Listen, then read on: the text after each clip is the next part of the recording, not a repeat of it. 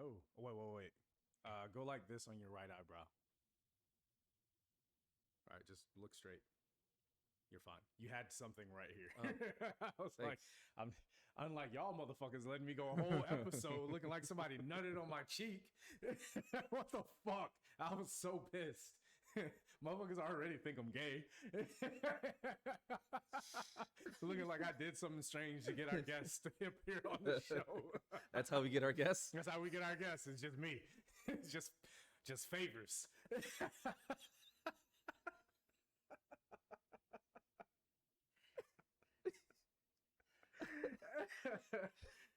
Look, let's just get started. That's a good way to start it. Yeah. We'll use that at some point. Yeah. All right. I don't need to do the intro for this, right? Not this one. Not this one. Not Cool. this one.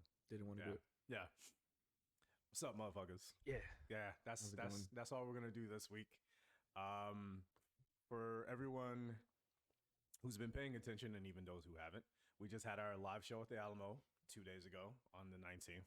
So we took a day off just to fucking recuperate. Like, that was a lot. Setting that up, and I mean, our first live show, we're at least 6 months ahead of schedule from where we thought we would get something like that. So I personally just want to say shout out to everybody who made it, but also even the ones who didn't make it. All the messages and Yeah. well wishes we got did not go unnoticed. Yes. We appreciate you guys reaching out saying, oh, is it going to be streamed, whatever, this and that. Yeah. We have some sort of plan for that.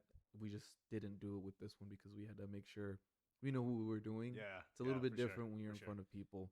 So we just had to make sure all the stuff is ironed out. So for the next one, Yeah.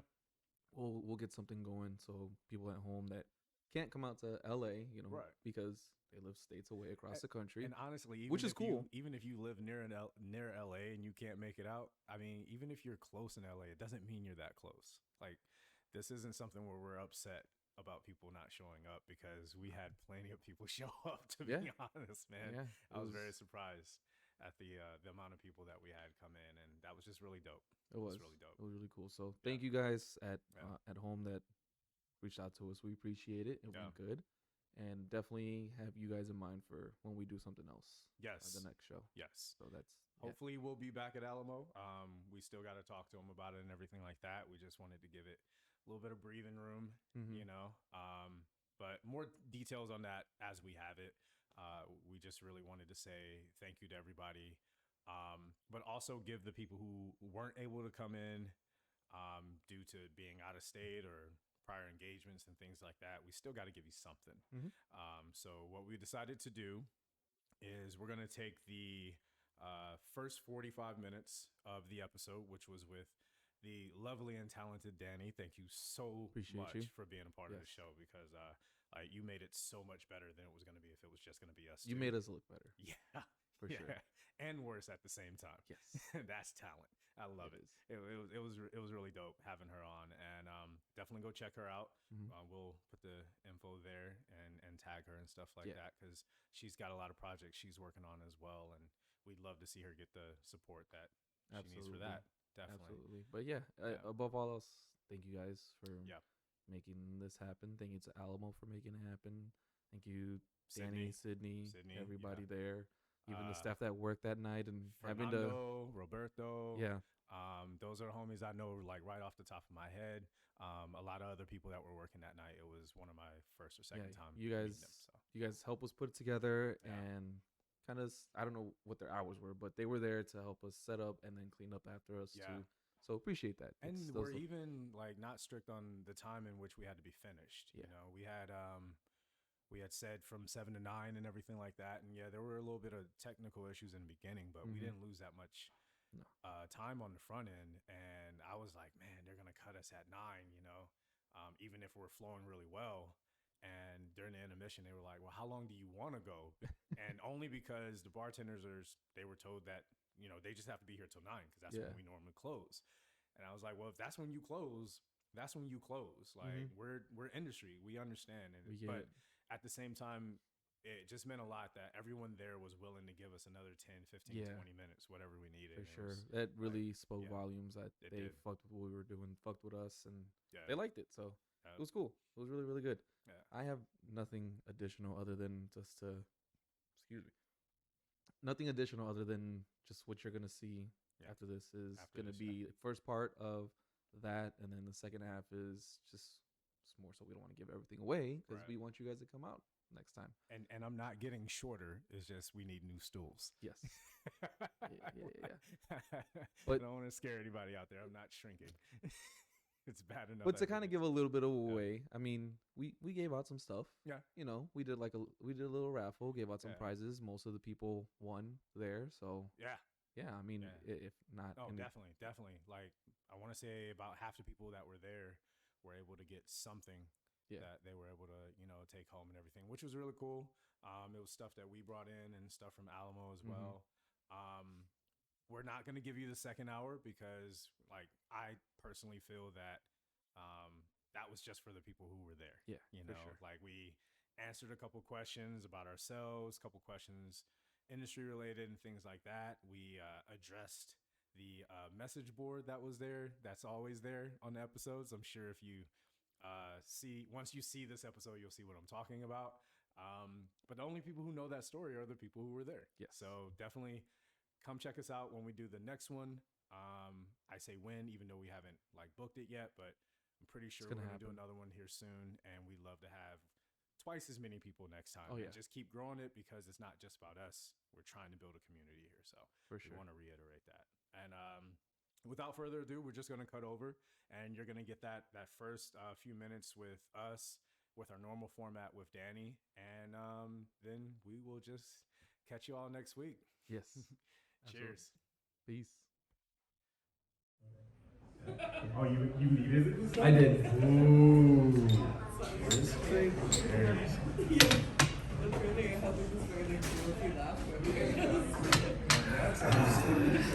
Yeah. Oh, yeah. Thickly. Mm-hmm. Like that. Yeah. Sounds good. You want to start? Yeah. All right. There we go. Come on, guys. It feels weird. I don't like it. All right. Am I looking at the camera or am I looking at the people? Am I looking at the camera? They're right here. Is it the camera? Okay.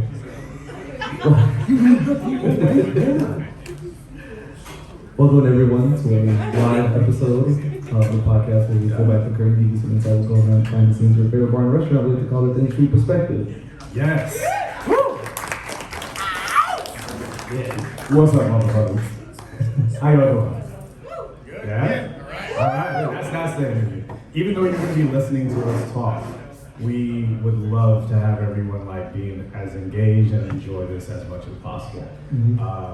For those further back who obviously don't know who the hell we are and why they gave us a microphone. That was a bad idea. Very bad idea. So this podcast is called The Industry Perspective, and what we like to do is basically put a human face on the service industry. The people who are serving you your drinks, serving you your food, cleaning up your messes, those are all people too. So this podcast was built in for us to get a platform to be able to talk about what it's like to be in this industry. Because a lot of times that gets lost with the service industry. A lot of times people think it's a servant industry, not a service industry. And we would love to thank first and foremost the Alamo Draft House for letting us record this live. Thank you so much. The wonderful Sydney, because this was actually her idea. So thank you so much. Thank you. And also our lovely guest, Dani. Thank you so much. Because at first we thought it was just going to be us up here. We needed someone way prettier. Which is great to have you here. So thank you for that. Thank you so much for being here. Of course, I love talking. So I'm glad to be here. So does he. Can't you tell? Don't worry, you guys are going to be doing a lot of talking. I'm just going to stand there on my own. Well, you got the last episode, this one. That's true, I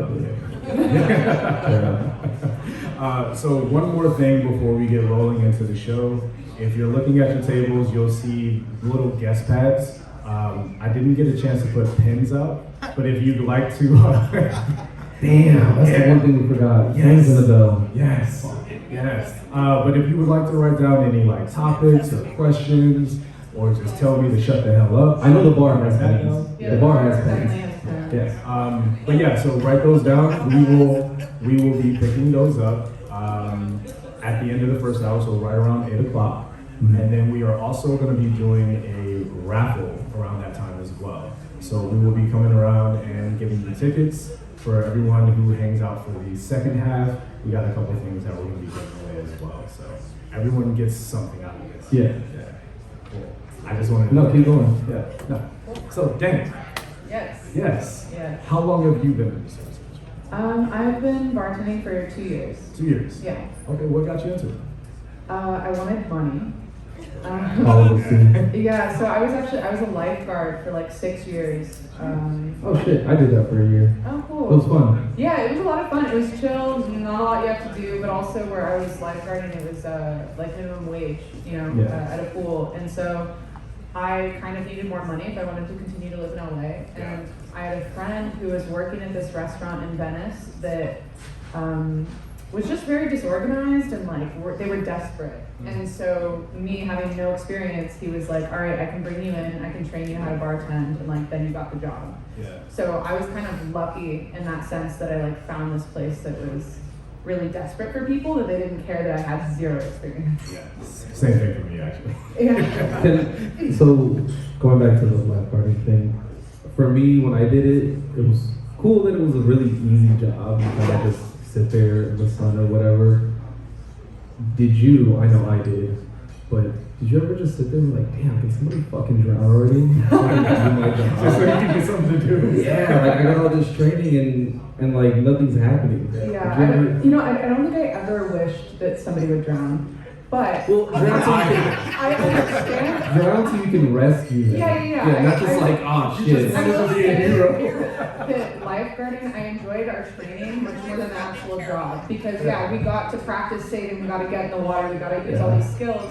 Yeah, most of the time that job is just sitting there, either watching the pool or sitting on your break. So it's a lot of downtime. And that's definitely much different being in this industry because it's constant for the most part, you know. It's like, and it needs to be. We're always drowning. When it's slow, we're always drowning. But before we continue this part, I just have to say, I picture you as that before Jason Momoa photo as a bodyguard when he was on Baywatch. I just see you posing like that. I can't let that visual go now. Okay, as we were. Back to drowning kids. Right. Yeah. Wait, not kids, adults. No. We save the kids, we drown the adults. We're not drowning. No. We don't drown the kids. We're not supportive of that. Right. But we push them into the pool, right? Well. If they were like starting some shit. Yeah, maybe another kid could push them in. That would be okay, but not him. You know what I mean? Like, I mean, it depends on what that kid said to me. Yeah. Yeah, we might have to have some words. Yeah.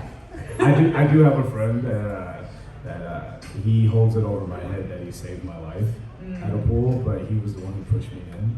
So it doesn't kind of count. He doesn't get that one. He still says to this day that I owe him my life. And I'm like, you owe him a Wookiee life debt. I don't know that. I know you don't. Yeah. But we are at the Alamo, so that makes sense. Yeah. That's a fucking nerd. Actually, this is great that it's live because now I can get their live reaction. This is great. Now it's a wait for like the comments or the sections to be like, oh, that was funny. You threw in a little Star Wars. I like this. He really means this, nerd. This is great. Yeah, he really means it. Anyway, so we were saying. So you got in with like very little experience. Yeah, absolutely zero experience. And I trained like with this friend for, I don't know, like a month or so. He was just kind of showing me what to do, teaching me all these cocktails. I wasn't familiar with any of it.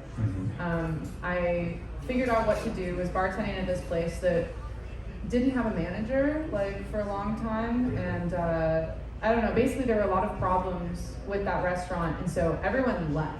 So when you mean manager, do you mean like bar manager? Any manager of the whole restaurant. So wow. yeah, we had one for like a couple of weeks, and then it was a different person for a month, and then there was a time where we didn't have a manager for 2 months. So all of the employees were taking on like different roles, doing inventory, helping with ordering, like, you know, it was kind of crazy. place was this? Sinking ship. Yeah. Even the managers left and they still stayed open. Yeah. I think at that point you just gotta kind of shut the doors. What was like the owner, the Well, GM? so I mean, you know, I'm not saying the name of this place. I think it's okay, but like a lot of people think that it's a maybe a front for like something else. So there was money to keep it afloat, but like the actual quality of the service was not that the priority. That's kind of funny because the place where we met actually was very similar to that. It was. Yeah, it was very similar to that. Yeah. But they didn't have a manager. The owner was the manager. So if they weren't there, there was no manager, and we all thought it was a front for something else. Like we really did. And it closed down like right after we both left. Yeah. No, I'm surprised. The place I started at, I'm so surprised that it's still open because everyone left. Eventually, then even the bartender who trained me, like they left. So then me, who'd only been bartending for like 4 or 5 months at that point, was the only bartender left at this restaurant. So working constant doubles every shift that it's open, taking care of the bar as well as the whole restaurant, like only me. And so if there's a way to learn how to bartend, like that's for sure. That is it. That is it. I didn't have time to be like, I don't know how to make that. I just have to figure out how to make it. Right. You know? Yes. Yeah, you were a Google bartender at that point. Google bartender, which there's no shame in that. I was until I wasn't. You know, it's like I had to do that early on, and then it's like just through repetition of doing things. Like that's how you learn. I think how you learn anything is just by doing it. Well, that's every job. Yeah. That's every job. And every job. So when I first got into bartending, officially, I had already been doing it for a couple of years, but more like under the table kind of thing. And so I just took a job at the first place that would hire me, full time. And I did not know so many cocktails back then, but I just had to go through it. And whenever I'm talking to someone who wants to get into bartending, I always tell them the only way you're going to learn is by doing it. Yeah. And I think that the learning the cocktail part, it seems like it's the hard part, but it's actually the easiest. Yeah, it's everything else. Yeah, it's the other stuff. It's the, I don't know, taking orders while you're getting tickets and running out of simple. Or like, it's just like it's all happening at once. Having to remember multiple orders, like, I don't know. It's like the kitchen's on fire, but you still have to cook. Yeah. You really do. It's just how it goes. And no matter how much planning goes into it, something's still going to go wrong. And you just have to be ready. But you only get ready by doing it. And no matter how long you've done it, there's still going to be something. I just want to jump in and say, like, in true LA fashion, we're doing this, and then the sirens in the back, just going off, dealing with whatever the fuck they're doing. Like, it's pretty LA. So case in point, I remember one time something had happened down the street, and I still had to go to work that day. And I just remember talking to my manager. He's like, we still got to work. Yeah. You have to block it out. You do. You just have to. Which is LA and bartending. But you also are a sober bartender, which I really, really would love to talk about. Oh yeah, you did say shit. Yeah. How does that work? Yeah, so I have kind of a strange trajectory in the sense that I became a bartender after I got sober. And so normally it's the other way around, where it's like you've been in the industry, you realize you need to make a change, and you do it. But for me, like, I got sober, and I always, I liked bars, obviously, because it's like me having to get sober. It was because I'm an alcoholic. I had a drinking issue, and so I realized that I had to stop. But working around alcohol didn't really scare me or make me nervous, because I've noticed that, my life for me personally has gotten better since I've stopped drinking, so I don't really want to do anything to change that. But I can recognize that other people don't have problems, and other people enjoy going out and drinking, and, it's something that I can still provide for people in a safe way. Yes. And so it does come with certain challenges, I don't know what all the cocktails taste like. However, my other senses have become really heightened, like smell? Yeah, no, my sense of smell. Also, I've invented multiple cocktails at the old restaurant I worked at and this one that I tasted all the non-alcoholic components, and then smell the liqueur, whatever it is that I'm using, or I just remember what vodka, what whiskey, what those things taste like. And so by doing that and by understanding the builds of cocktails are all based on kind of the same like formula almost, I've been able to invent drinks, make drinks, and like know, okay, this one's gonna be too sweet, this is gonna be too sour. Like I don't know. I know it without having to taste it. Right. That's fucking impressive. It really is. That's fucking impressive. Yeah. How long have you been sober? Thank you. Just about 2 years. So nice. Congratulations for that as well. Yeah. For the both of us. Yeah. But as I told you before we got started, one of the main bartenders that taught me how to bartend was a sober bartender, and it was the same thing. He would always tell me, if a cocktail doesn't smell right, it can't taste right. Yeah. So you don't have to taste it to know how it's gonna. Yeah. And it's smell, it's color. Like you can tell a margarita is like, okay, if it's turning out like bright green, like there's way too much lime in that thing. Exactly. Like you can see these things. Right. You can also tell if a drink goes too high on the glass or if it's too low. Like you can visibly see when you've made a mistake. Exactly. Exactly. Some people can. Some people cannot, but it's like if you want to be a good bartender, you have to start to pick up on those kinds of things. Right. You got to take your ego out. Yeah. You really got to take your ego out. Some people can. Yeah. Some people can. Some people can. And some people have YouTube shows where they probably shouldn't. That's a story for another time. Yeah. I thank you for sharing that story with everyone here as well. But that's all I have. No, I'm still kind of impressed by the whole not having to taste it. That's Thank you. Yeah, that's pretty fucking cool. I think It's like a superpower. and also though it would be like taking too much credit if I only said it was because of myself, but it's also like my coworkers. Because when I am inventing a new drink, I have them taste it, and they can also like tell me, oh, actually this could use something.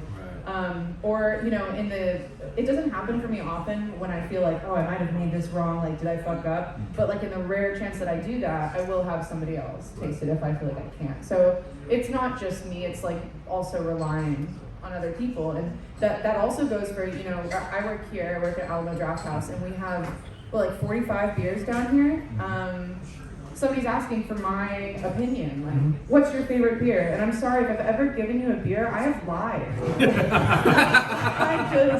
But what I do is I say what I know I would like, and I used to really like IPAs, so I think the Racer 5 is probably the closest to a Lagunitas that we have here, and that I would like, so I recommend that one. I've also then heard what other people say about like, oh, this one tastes really fruity, or this one's really sweet, and I can see what's popular. So I will sell to you what other people like. Yeah, you went into your cell voice a little bit there for a while. You're like, so this one is the closest to me. That's the same way that we all have that. We all have that. We don't mean to do that way. Yeah. So since we're here at the Alamo, can you tell us a little bit about what you do here? What's your role now? Yeah. Because I'm getting that you don't bartend anymore. I do. Oh, you do? I do. Oh, okay. So I left that restaurant I was at. I was very lucky to find Alamo, and I now bartend. We have 2 bars here. So we have this bar, Video Vortex, which operates like a regular bar, and then we have our service bar, which is up in the kitchen, and that serves all 12 feeders. So when I'm down here, it's kind of like a standard bar, and then up there it's just making like mass quantities of cocktails that you don't see the customers, and it just goes out to them. Which that can be like a lot of fun when you're when you're on one of those days where you just don't want to talk to anybody. Oh. But you still like to do the job. It's still fun because you still get to work with your coworkers. See, I love both because I really do enjoy the like face-to-face down here. But let's say I'm having a bad day, or I can go up there. I can just make drinks, like cut a bunch of limes. Like I can just like do these little tasks that just feel good to do. And not have to talk to anyone. Which on those days, that's what you need. Right. It really is. Which is like being in if you're in a bar that has a service well, because that's kind of how I view that. Is like being in a service well. I'm sure you have the same thing. You're not talking into the mic again. Being in a service well and everything like that. You're still not talking to the mic. Talking to the mic so they can hear. At this point, I'm just being petty. We know. But I'm sure you've had the same thing where you have a night where you're like, I just want to be in the service well. Yeah. I just want to do tickets. That's it. I don't want to talk to nobody. Yeah. It doesn't mean you're in a bad mood. You just, I don't have the energy for it, you know? Yeah. No, I totally agree. I still want. You don't have a segue? No, Yeah. I was asking her how it is working here, like what you do, and then you went off on your thing. As I always do. Yeah. No, but it's good. I mean, to elaborate on like what you're talking about with sometimes maybe not wanting to be around people, the time when I feel that the most, or maybe I've been feeling that lately, is you might experience it also as men, but like being a woman bartender like comes with a lot of. I know exactly what it's like to be a woman bartender. Yeah, but you know, flirtatious like comments, you know, by people, or it's like thank you for bringing that. You know what I mean? You're being nice to them, and then suddenly it's like, can I have your number? And it's like, what? Like I'm here doing my job. Drunk people confuse being nice with. And it gets exhausting because it's like I'm behind this bar, I have nowhere to go. I can't like say, actually leave me the fuck alone because I'm working, so I can't talk like that. Well, so, it depends on where you work. Yeah, you know, I feel like maybe I could start talking like that here. I'll ask my managers. Like, maybe, you never know. And plus your coworkers will have your back. Well, that's the thing, Like depends on who started it, how we get there. Because I've worked in places where the manager doesn't have your back, and I've worked in places where they do. And when the manager has your back, oh my God, that is the best feeling. That is the best feeling. Wow, that's great. When someone wants to complain to the manager, you bring the manager, and the manager's like, "Yeah, get the fuck out." That's right. But you are a manager? No. No? Okay. No, I am a bartender. It feels like you're trying to get her a promotion because you keep elevating her up. Well, I mean, if they want to. No, I'm she knows her shit. Open. Yeah. I am a very smart person. You know, thank you. That's right. Yeah. You heard it here first. You know, maybe for promotions in my cards. Maybe it is. You got a little something for her. You know, she'd be willing to listen to it. I don't know. I mean, I'm just happy, like, really doing what I'm doing. That's awesome. But yeah, like, I guess, like, what I was saying is it's, you know, most of the time I love our regulars, too. Like, especially here, working at a movie theater, like, you have the coolest people who come in. You just have people who want to come and, like, watch movies. And, especially. Like, yeah, it's right here, because we show, like, these old films or, like, really kind of niche films, like anime stuff, like stuff that appeals to I like certain types of people, I guess. You know, to nerds, yeah. To nerds. But the thing I've noticed is that movie nerds are also just really nice. Yeah, they are. And like usually. Yeah, most of the time. Yeah. And so mostly it depends on the length of their beard. Yeah. Yeah, so mostly the people here, I absolutely love serving. I love talking with them, and it's great. It's just, that when it's you know, I even have some regulars who are just like, men who are trying to like hit on me while I'm doing my job, and it's like, you know, especially when they continuously come in, it's just like, man, what do I do? Like, I can't just leave work. Like, I have to just like sit here while you stare at me. Yeah. You know? And with our job, we're coached to always smile and get that positive energy and everything like that, be engaging, and all of those things that someone who's drunk and lonely already takes as a signal. Oh, totally. It just magnifies it so much more. Thank you for bringing that up. That was actually one of my questions was, how do you deal with that? Yeah. Because it's still, you still want the money at the end of the day. No, of course. So how do you feel as a woman in the service industry? What are some of the ways that you feel comfortable being able to? Well, you know, I think everyone's gonna have like a different approach with it. For me, like if someone's being really forward or really direct, like I have an easy one, which is like I have a boyfriend, and so I can just say that. And he's handsome as fuck, by the way. That's right. Yeah. Anytime we go anywhere, people just point out how handsome he is. It's so great. Look at this guy.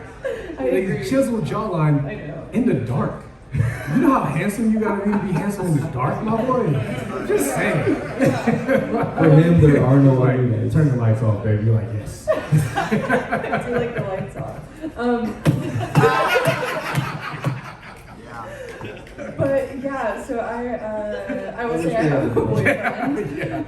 But that also doesn't always work. No, it doesn't always. Or it's just like, okay, I will find something to keep me busy. If you're on the right side of the bar, I will then go over to the left side of the bar and do like all the glassware. Yes. I will then just like find another task. Like I will do anything to stay as far away from you as possible. I need to go close these tabs. Well, right now. You're like, I gotta just like pick up these glasses and sit them back down. You've been polishing the same wine glass for a half an hour. Yeah. I still see specks. I'm sorry. I can't put this out there. We have a standard at the Alamo. Okay? I gotta polish this glass. Exactly. So there are ways to kind of like get away while still doing your job. Right. You know? But you're still stuck.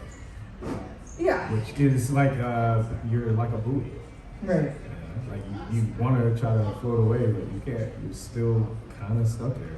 You gotta wait for that boat to just pass on fucking by. Yeah. Please. It's a good analogy. Sail away, man. Please get out of here. I think I also just like to hope that like most things will work out. And so like, you know, yeah, let's say like there's someone coming in like being annoying or whatever, like they'll eventually move on. They'll eventually find another bar with another bartender they can hit on. Like they're not going to be here forever. Well, we hope. We hope. And I mean, I'm sorry for whoever the next person is, but it's like, you know, I try to not worry too much about it, although I think lately it's been frustrating me, which is why I brought it up. Well, as I said, it was going to be one of my questions. Yeah. How do you deal with that? With people flirting with me? Yeah.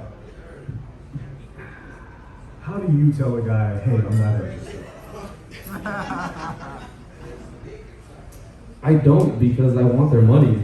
I'm not interested, but I'm just like, hey, you know what? Yeah, go ahead. So you'll flirt for the thing is, I won't flirt.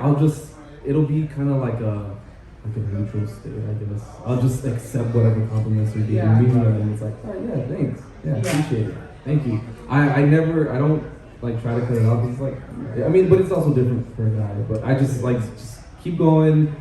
You know, give me your money, whatever, because no matter what, you have to leave before I do. True. So if you're here till the last call and the doors are closed, you still gotta go, and I still gotta clean. So, you know, eventually you have to get out. Eventually you have to get out, and probably not gonna wait around for you. No. Well, never. Have you looked into your eyes? No, that's a good point. Yeah. Like, so that being one of those things that we never have to deal with as being men, never having to have someone walk us to our car and anything like that. Like, those are some of the things that we've never been able to really talk about on the podcast. Yeah. You know, but they do need to be highlighted. Like, okay, it's one thing you can come in and you're paying for my time, you're paying for this experience, and I'm giving you that. But once we leave here, you need to leave me alone. But for women, like, you can't just walk to your car by yourself, which is really fucked up, especially in this industry. Yeah. And no one ever fucking really talks about it outside of the industry, but we all know we can't let you go to your car by yourself. Even if we don't like you, which everyone likes you. But I'm saying, I've walked coworkers to their car that I didn't like those motherfuckers. Yeah. I don't want anything bad to happen to them. No, I mean, I think it's great that you do that because not everyone thinks about it, you know, and there are definitely some late nights where I'll just like walk alone and not think too much about it, but there is always that kind of in the back of my mind, like even just like, oh, is somebody gonna come up behind me right now, or like, you know, am I gonna run into somebody on the street? And so luckily, a lot of times we have like two closers down here, and we'll finish at the same time, and we tend to just like go together. That's awesome. That's awesome. Good. And most of the time that's because Moses, my coworker, wants a ride home, so he walks to my car so that I can give him a ride. I know Moses isn't here, but I love Moses. Yeah, me Moses too. is so fucking awesome. He's my roommate. You know, we live together. Really? Yeah. Oh man, that's awesome. He's my roommate. Oh my god, that's awesome. Yeah. That's awesome. It's nice to have a coworker who is also in the service industry, though. Especially when you can kind of like understand each other and get along the right way, which most roommate situations don't always go that way. But I've also noticed when there's two people in the service industry, usually their goals are aligned. Like, we got to make our money and everything. You have your schedule, I have my schedule. And I know what pet peeves you have, I know what pet peeves I have, and you kind of just honor that. And the sleeping schedule is the same too, so that's another thing that. Like, we get each other. Yeah. I'm not gonna come home at whatever time that I know you're supposed to be asleep and disturb that, because I know you still gotta go out there and deal with all the people it up tomorrow, you know. So it's nice to have, like, if you're gonna have a roommate, make sure they work in the same field as you. I think it's mostly cool, especially because a lot of us in the service industry have other, like passions or other interests that we're pursuing. Exactly. And so it's like you kind of find these like-minded people who want to like work really hard in the service industry, but then also work really hard doing something else. Exactly. At least that's the kind of people I've been like gravitated towards. Well, I also wanted to highlight this. I'd love for you to talk about it too. When you get in this industry, you start to find the people who want to do the things that you want to do, and they also want to help you with it, or they know someone who knows someone or something like that. And with other jobs, like if you're working in a cubicle and you have some kind of dream you want to chase, you don't even have anyone to talk to about it. But in this particular industry, because we tend to be so close knit, and we got to be there for each other every shift. It's like, well, what are you doing? What are you working on? How can I help you? Totally. So it's, what are some of the things that you're working on? I already know, but I really love to hear you talk. I don't know. Oh, for sure. So tell me. I don't know. You don't tell them. Tell me. All right, I'll tell you. I mean, mostly like I'm a musician. I like making music. I'm currently doing a project where I'm writing a song every day for a year. I'm at like day 190. So, yeah, I don't know if that's what, like... Oh, shout out to that. Yeah. Have you committed to something for 190 days? Sure. Because I have not. Yeah, it's a lot. But like, that's like my like personal project. I sing jazz, so I actually sing at Shoo Shoo Baby sometimes. I'm going to be there on Tuesday with Sam Barsh. He's a really shout out to Sam. Yeah. I miss Sam so much. He's going to be back. I'm so excited. I know. He told me like a month ago, and I like marked my calendar. Yeah. To myself. He's so talented. And he's really like welcomed me with open arms. Like, you know, I've been a musician for a while, but like singing jazz is its own thing, you know. And Gabe introduced me to him and was like, and he was like, yeah, just come sing. Yeah. And it worked out. He's like, you know what, you got something. Keep coming back. Exactly. And it's like, oh, okay, cool. I remember the first time I heard you sing, and I want to say it was about 12 or 14 different people from Alamo showed up. Probably, they're very supportive. And exactly, and I just love that moment of when you were singing, and the people who didn't know you in the room were like, oh, she's pretty good. And everyone who did know you was like, sing that song, girl. Like they just went off, and like having that support is one of the things that I love about this industry the most. Totally. Is you can find your own like family within this. Yeah, and if I'm gonna be honest, like when I first started this job, I was like, I'm not here to make friends, like I'm here to make money, I don't care about any of you, like, and I hate for that to sound so like rude or whatever, but it was also me being a sober person. It's like I knew I was coming into this environment where most people like to drink and like to drink after work, and I think I separated myself because I was like, oh, we're not gonna wanna do the same things, like I don't need to try to make friends with them, probably because I thought they wouldn't want to be friends with me. But luckily, after just like working here for a bit, I really did start to connect with a lot of them, and we started to support each other, and I can go out to bars with them and not drink, and I'm like working on some short films with some of my coworkers. It's like, yeah, I totally found that, like, yeah, companionship, I guess, with everyone. It's great. I like to look at service industry as just like a bunch of misfit toys. Yeah, for sure. And when we come together, it's just like, we're broken in all the right places, just like me. You know, it feels like home. What are some of the things you work on other than your bar? Sorry, all the liquor just started hitting me. So, in true service industry fashion, literally your shift is like, damn, think about it, take You one. pre-shift really hard. I did. That pre-shift hit me now. All right. So back to you. talk about your projects, man. Come on. I mean, wait, I gotta talk about your projects. Thank you. Now I can they can use. That's the important part. Shit. What do I do? Oh, I came out here for acting, and then I also stream on Twitch. I mean, I don't do anything like music. That's much more impressive. So very, very talented. Like, I'm not just saying that because you were nice enough to be on the show. I've heard other people say it, so I know it's true. Yeah, very. That's how I fact check. If I hear more than 3 people say it, it's gotta be true.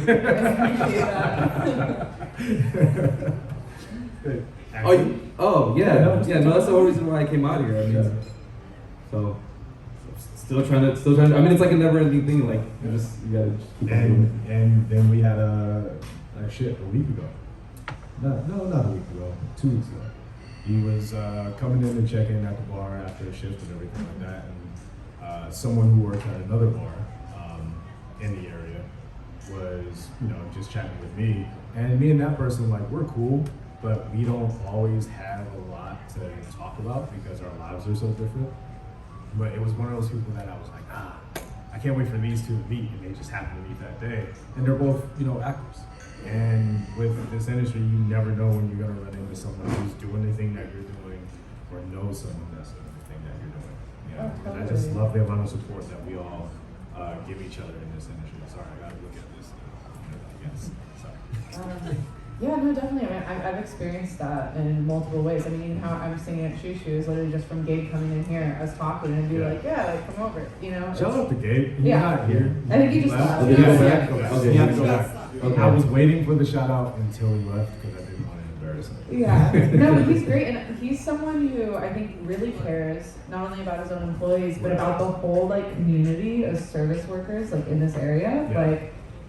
I don't know. I feel like he's always doing whatever he can to support us. Yeah, just make it better, make our lives easier, make our jobs easier. Yeah. He's the only manager I've ever seen breaking up a fight, and I jumped in to help. On more than one occasion. You actually care about Yeah, exactly. I was like, oh shit, he's in a fight. I'm like, yo, I gotta help him out. I've seen some motherfuckers I'm like, yo, hold him down so I can get some kicks in. Like straight up. So I just wanted to shout him out, but I didn't want to do it while he was here. We'll be over it. Yeah, we'll be over it eventually. We'll be over there eventually. Yeah. But I wanted to kind of work this one in a little bit, as far as when we were just talking about when someone gets the wrong signal, as far as thinking you're interested in. But also, there are times where I will have an interaction with the guys, and it'll just feel like you've already started off on the wrong fucking foot. And I'm just like, how the hell do I get myself out of this? I want to try to save it. If you want to try to save it, it's hard. It can. It is. A lot of it's really is. It's hard. And most of the time, you really can't, because they're just like, I'm here to give you a hard time. Like the movie Waiting, that one chick comes in and she's just like, I'm just gonna be a straight bitch, and she was giving every employee there a hard time. It's like some people just come in with ill intentions. You can't help it. You just gotta try to kill them with kindness, and maybe make their cocktails a little shittier than they need to be, so they can leave faster. Yeah, and say this is the worst drink I've ever had. And please, they're the one person. And tell all your friends so they don't come. Yeah, and they're the one person that said it, even though you have a line of people that compliment your cocktail all the time. Your insults mean nothing because you're a shitty person. I would say what I normally try to do in those situations where people are just being rude to me, I'll be nice, I'll serve them, but then I'll have a coworker meet me in the walk-in or something so I can just bitch about it. Yeah. You know what I mean? It's because I don't want to show it to the person, but the second I have a free moment, I need to just rant about how much that person sucks. Yeah. You gotta vent. You gotta vent. And I'm sorry, I would say most people are really kind, and most people that I serve are so kind, but then there's people like this guy who came in a few days ago and walks up and just goes, popcorn. No, hi, how are you? No, may I please get a popcorn? No, just popcorn. And I was like, oh, you want a popcorn? He's like, yeah. And I was like, okay, do you want anything on it? No. Actually, yeah. And I was like, okay, figuring it out. I bring it out to him because he has a flag at a certain table. I bring it to him. Actually, I want that at the bar. I'm like, okay. So I walk it over to the bar, and then 5 minutes later, club soda. It's just this thing where it's he's not able to say please or ask me a full question or a full sentence. And I don't know, things like that. I hadn't talked to somebody like that who only spoke with one word in a very long time. So I was just really shocked by the whole thing. But what did I do? I just served him, charged him accurately, and he eventually left. Yeah. And it's fine, but apparently it's still bothering me a few days later. See, the petty in me, if they're just gonna do those one-word things like popcorn, I'll bring it in my hand, here you go. You didn't ask for it in a box or a container.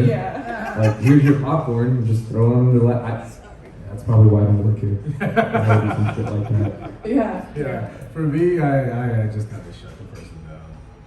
If you're gonna give me the whole Like, I hate when I go up to someone, I'm like, oh, hey, how you doing today? And then they just say that, popcorn. yeah. Oh, yeah, popcorn today. All right, cool. I guess I'm watermelon. You can be whatever you want to be. I'll be whatever I want to be. And sometimes it's awkward. I think like when the bar's really busy, let's say, and then you're wanting to introduce yourself and say like, hey, how are you? And like sometimes you'll ask how are you, and then they'll say the beer they want, and then they'll be like, wait, I mean, I'm good. Like, you know, a lot of times they try to fix Sometimes it. they'll come back. Sometimes they'll come back, but a lot of people don't. No, they're there to get what they want, and it's like sometimes I feel like they don't really see us as like a person, you know. Servant. Yeah, servant. That's what they're thinking. Oh, I'm paying you to do a job. No, you're actually not. That is what the tip is. You're paying for the actual service, which is the food or drink or something like that. You're paying that. Me doing that is the extra. That's why I'm asking, or the business is asking you to tip me, which is where the meritocracy comes in of, okay, I want to do a good job. Yeah, I do want your money. I have bills to pay, but also I'd like for you to come back if you're nice. Even if you don't come back and support me specifically if I'm not working that day, I'd like for you to come back and support my coworkers. I want you to come back to this place, but don't treat me like shit to do it. Exactly. I'm still a human being. And also I think like it feels really good to make someone's day, or it just feels good to give someone a good experience, you know? So it's like I make somebody a drink that they really love and like they have a good conversation, like it feels good when that happens. As much as I get off on being petty towards people that are being shitty, I absolutely love when someone says, "Oh, this is fucking amazing!" Like I'm gonna come here again, and they come back, and it's like, "Oh, hey, good to see you." Like I actually generally love that a lot more than being petty, believe it or not. Yeah. I just headbutted the microphone. But yeah, no, it is. You were the one who was fucked up. It is. I am. It is a very gratifying feeling to provide like the excellent service, and people, the guests acknowledge that and they're like, "Yeah, this is fucking great. I love this place. I love you. You're the shit. Coming back here just for you." Yeah, love that shit. Yeah, it's like hooking up with someone and getting a good review. They come back. It's like, "Oh, I like what you did to me last time. That's why I'm here." I had to find a way to work that in at some point, right? I wish I had to go. I wish you did too. We forgot so many things. I forgot the pens. Well, the bar has pens. Yes, they did. They should have. Well, you remember when we worked at that one bar? Not the first bar we worked at, the second one we worked at in Phoenix, and they would make us buy our own pens. Yeah, we worked at a bar where if we wanted pens, we had to go downstairs and buy them from the CVS. What? Yeah. They didn't reimburse us for it. Like, we literally had to go downstairs, buy our own pens, and we would go through 2 bags a night per night because people stole pens. Apparently, Phoenix is low on pens, so everyone just steals it. So I now have a bag that's this big that I've had for like 5 years. It's full of pens, and I don't know what to do with them. I just didn't want to. You don't, because sometimes it's on the fucking table, it's in the kitchen. I'm just like, where the fuck do you want these fucking pens? I don't know, man. I think what I'm gonna start doing is just going to bars and just leaving them. No, I'm just gonna leave a couple pens on. That's gonna be your tip. Yeah. Here's a couple pens. That's the tip. And they'll see 2 pens and they'll be like, I only gave him 1. It's like, that's for you. Yeah. That's yours. Yeah, I think I would actually appreciate that. Like if you gave me a real tip as well. If you just leave pens, like we always run out of pens. Everybody knows what to do with that bag. There you go. Now I know what to do with the bag. Yeah, that would be so nice. You're welcome. That's why you come to a live show. Shit like this fucking happens. You get a good idea. You get a good idea. Yeah. But we are almost at 8 o'clock. I do want to take like a 5-minute break to give you a break from me and you a break from me as well, and everybody else a break from me. I don't get a break from you. I live with you. You chose this life. But also, as we said before, if you see those guest books in front of you, you want to write a question down or a topic, then feel free to do that. We'll come pick them up. But we are also going to be doing the raffle, as I said before, although most of the people here already follow the show. So I think what we'll just do is everybody gets a ticket and we'll just raffle it off that way. That sounds good? Yeah, I'm cool with that. All right, so we'll meet back here in 5 minutes. Sound good, everybody? Yeah. All right, cool. Thank you so much. Thank you.